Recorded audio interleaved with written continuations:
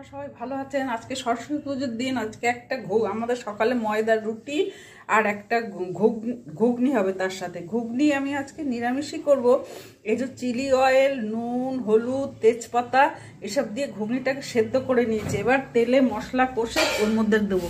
মশলার মধ্যে আছে এই একটা লঙ্কা দেবো না, এইটা দেবো হট চিলি, আদা আর এই হলুদ, তারপরে জিরে, ধনে এগুলো দেবো। আর নামানোর সময় ভাজা মশলাটা দেবো। এই নুনটা দেবো আর মিষ্টি দেবো। জিরে ফোড়ন, জিরে আর মৌরি ফোড়ন দিয়েছে। এই হিং দেবো আর এই গোলমরিচ ফোড়ন দেবো। মশলার পেস্টটা ঢেলে দেবো, দিয়ে কষবো। তারপরে ঘুগনিতে মশলা কষা হয়ে গেলে ঘুগনিতে ঢেলে দেবো। ঢেলে দিয়েছি, আর সেদ্ধ কম আছে, আরো দুটো সিটি দেবো। হয়ে গেছে মশলা দিয়ে, আবার সিটি দিয়েছি। এবার নামিয়ে নেবো। আর এই রঙের জন্য আমি তেলের মধ্যে এসব আমচুর পাউডার